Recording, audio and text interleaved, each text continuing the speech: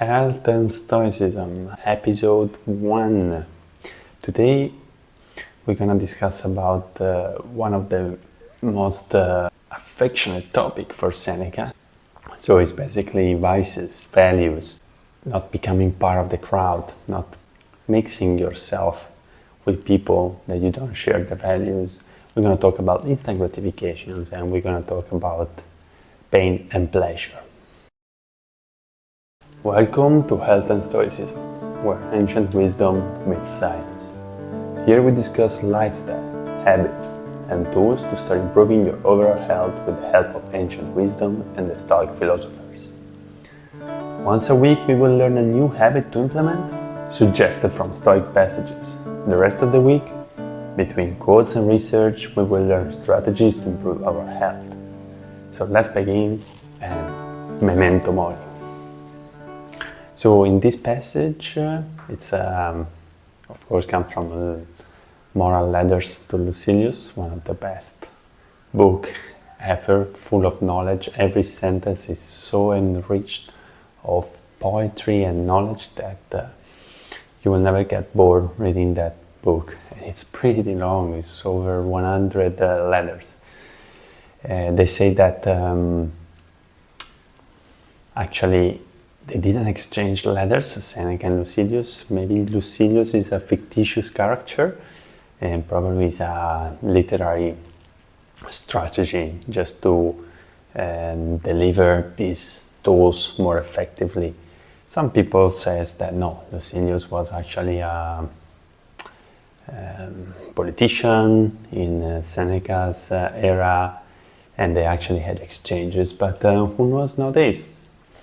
What we can actually get from it is the ancient wisdom, all the knowledge that Seneca shared with us. Because actually in the letters, you just have the Seneca letters and not the answer of Lucilius. So that's why they also think it's a strategy, but incredibly dense of notions. And today we're gonna basically cover a topic that Seneca talks a lot. And basically, to make it short, is avoid the crowd and avoid little pleasures that will just damage your life instead of enriching it. So let's dive into the passage.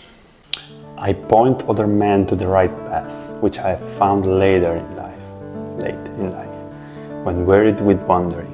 I cry out to them, avoid whatever pleases the throng. Here will be the crowd.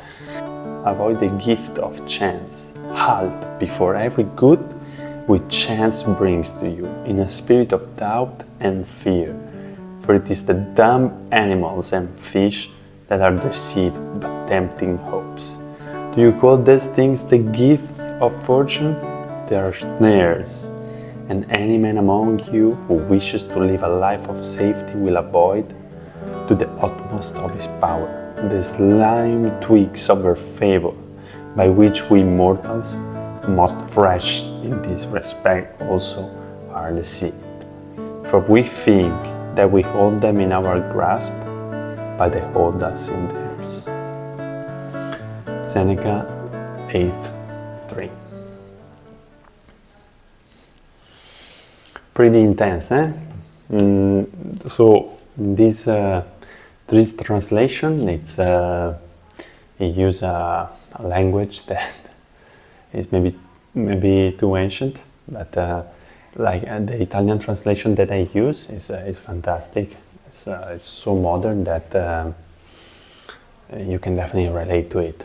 But so what can we understand from this? So first we can understand that Seneca had these reflections after years and years of experience. You cannot just come up with something like that in one day and say, oh yeah, I should just avoid. No.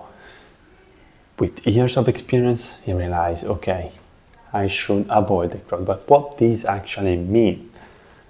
It means that if you spend time with people with poor values that have addictions, they have vices, sooner or later you're gonna end up like that.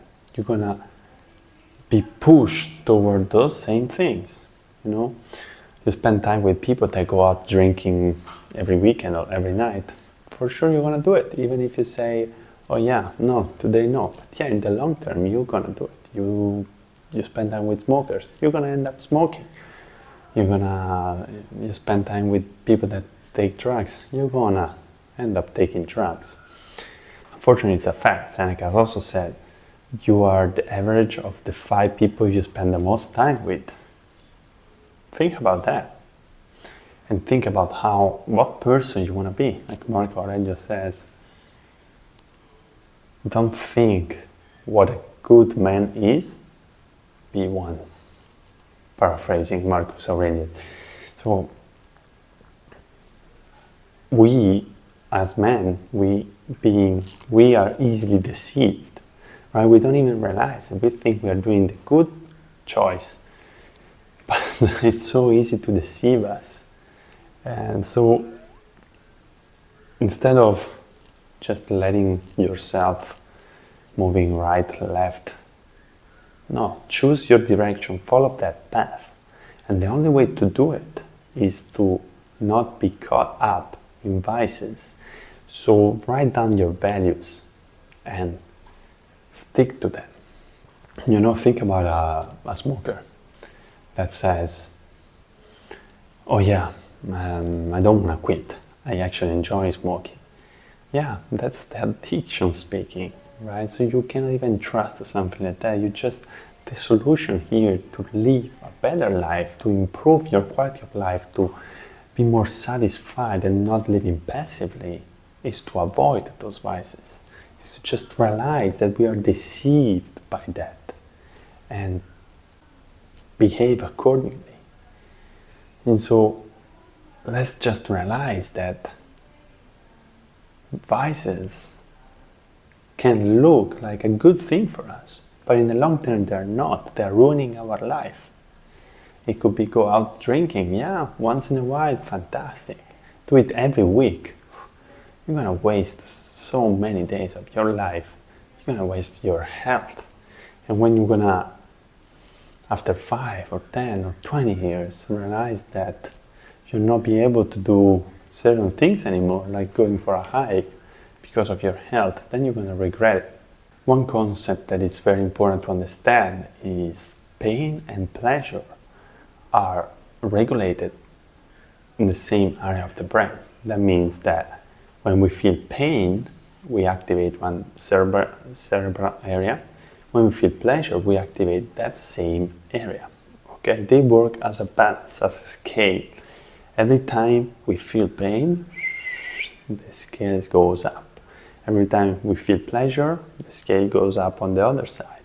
The problem is, this scale tends to balance. It's the same cerebral area, so it wants to balance it out all the time. The thing is, if you feel pleasure, the problem is the scale needs to balance, and then basically it's going to push on the pain till it balancing out. So if you feel a lot of pleasure, you need a lot of pain to go back to normal. Okay? And that's why when we fall into instant gratifications, that nowadays it's everywhere. Could be in looking at your phone to see if you receive a message, boom, you release dopamine, activate that area of the brain, pleasure. And 5 minutes after, without even realizing, boom, you open your phone again to see if there is a like on Instagram, if there is a message that will spike your dopamine. You are getting addicted to that. It's the same for pornography. The same for eating sugary food. That all those things are instant gratification. We are not even able to delay those things. And the more we fall into the instant gratification, the less we are able to delay it. And the more we are able to delay it, the more gratification we feel, the more pleasure we feel. Remember the scale? The problem is, the more addicted we are to instant gratification, the less pleasure we can get from it. And actually we have a drop, we feel more pain after. That's why we have to avoid vices, we have to avoid small pleasures, because in the long term we can feel much more, be more satisfied with little things. instead of being possible to satisfy because I'm addicted to this instant gratification. So if you're addicted to instant gratifications, you go out, you see a beautiful sunset, and you feel, oh yeah, it's nice. You don't feel like, oh wow, the world is a beautiful place. No, you feel like, oh yeah, okay, nice, let's go home. I want to post something on Instagram. Or even worse, just take your phone out and take a picture because you want to post it on Instagram instead of enjoying the moment.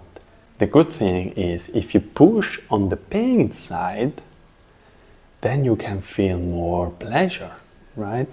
So for example, there are what is called hormetic stress, like for example, taking ice bath, a cold shower, doing an intense workout, fasting. All those things are hormetic stress.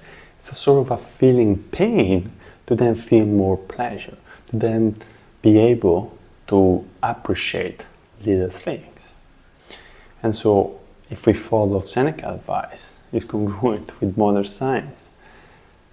Avoid small pleasures, avoid vices, so then you can be more satisfied with your life.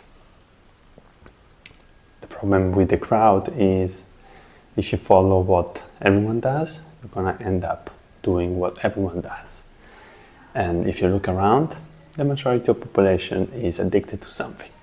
The funny thing is, we're talking about 2,000 years ago, more than 2,000 years ago. And 2,000 years ago, they didn't have phones, they didn't have the type of instant gratification that we have today, but still there were many people were addicted to something. It could be fights in the arena, it could be laziness, procrastination, all things that we are addicted today, that the majority of people are prone to it. So it's human nature to be deceived by those vices, and that's why we have to be able to look for what they really are and avoid. A habit that we can learn from today's passage is every time you feel the urgency to do something, just pause and ask yourself, this thing will give me gratification now, or can I postpone it?